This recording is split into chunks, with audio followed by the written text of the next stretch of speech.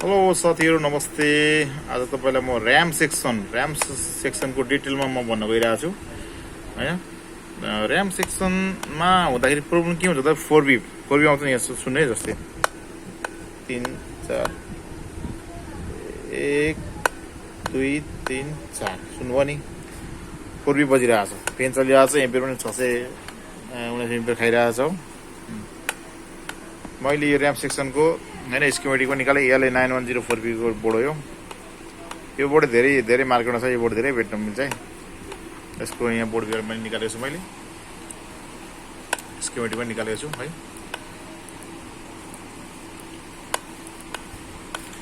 अनि यसको मैले र्याम सेक्सनको सबै मैले हेर्दै गएँ हैन। अब र्याम सेक्सनको र्यामको आइसी यहाँ छ।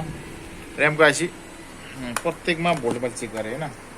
र्याम आइसी यहाँनिर छ है हो। र्याम आइसी मैले प्रत्येकमा भोल्ट चेक गरेँ। जस्तै आउटपुट यहाँनिर हेर्ने 0.76, यो भनेको 6 नम्बर पिन भिटिडी को 0.77 यो पनि आइरहेछ।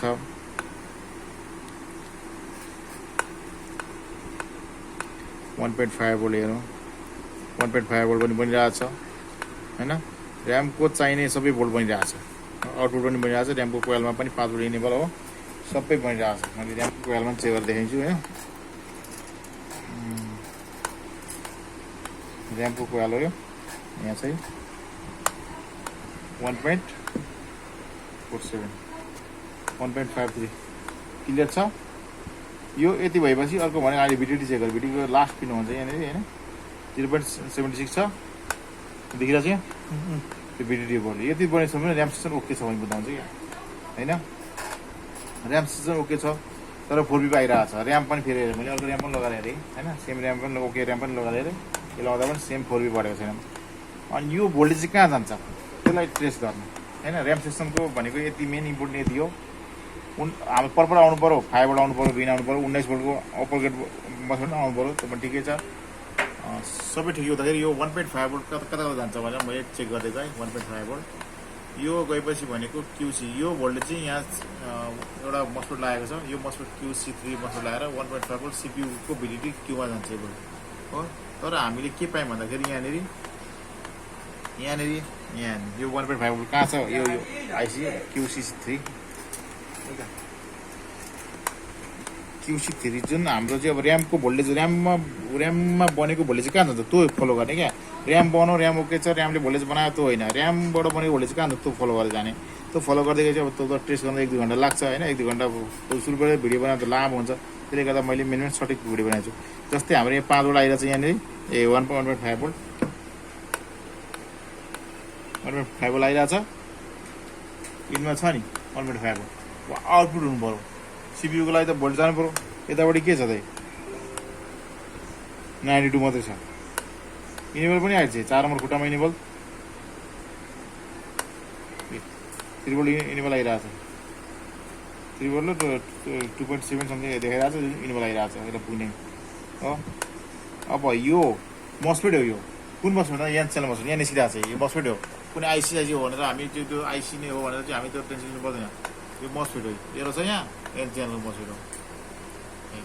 यो भोल्टेज एन्टर यहाँ सर्ट गर्यो भने के हुन्छ, काम पुगिहाल्छ। जम्पर हान्दैन। यदि मस्फेट छ भने मस्फेट लगाइदिनु, सेम बोर्ड छ भने सेम बोर्ड निकालेर सेमको स्किमेटिक बोर्डबाट अर्को सेम स्क्र्याप बोर्ड छ भने स्क्र्याप बोर्डबाट हामी लाउन सकिन्छ। यो हामीसँग स्क्र्याप बोर्ड दुईवटा छ सायद, यो त्यहाँबाट हामी लगाएर हेर्छौँ होइन।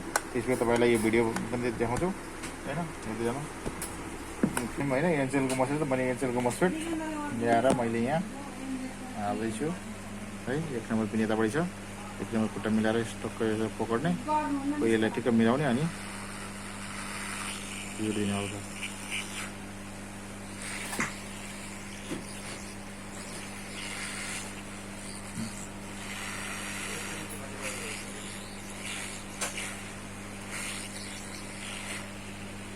ठक्क मिलाएर दिने,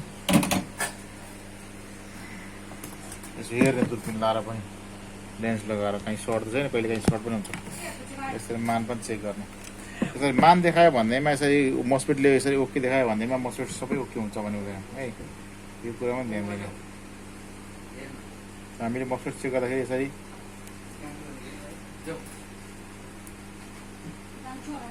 मान्दैन त हामीले मसुरी ओके छ भनेको चाहिँ कहिले पनि गर्नु भोल्टेज सबै आउटपुट प्रपर मात्रामा पास गरेको छ त्यो पनि हेर्नु पर्यो।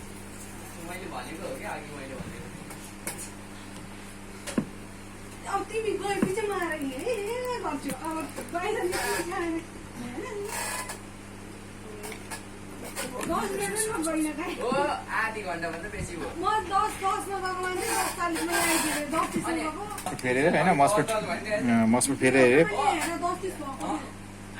यहाँ हाम्रो स्टाफहरू धेरै हल्ला गर्दैछन् होइन, त्यस्तै हो काम नभएपछि हल्ला गर्छन्।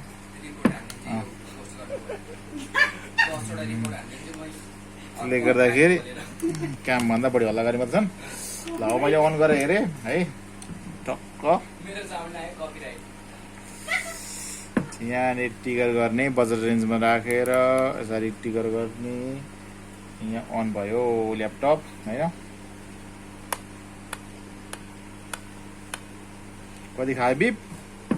1 2 3 4 5 भनेपछि के भयो? सिमोसको भनेपछि यो सेकेन्डमा यहाँ भोल्टेज चेक गरेर पनि हेर्ने, भोल्टेज पास भयो कि भएन 5 भोल्ट। यहाँ 1.5 भोल्ट आयो, अघि के थियो 0.3 अहिले 1.5 भोल्ट आयो भनेपछि 5 गयो।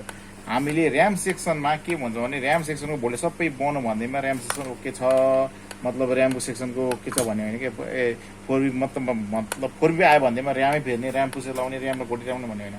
पुरै त्यो ऱ्यामको भोल्टेज चाहिँ कहाँ कहाँ जान्छ त्यो सबै त्यहाँ समस्या छ भने त 4B आउँछ। त्यो केस चाहिँ हामीले ध्यान दिनु पर्यो। हस्, धन्यवाद।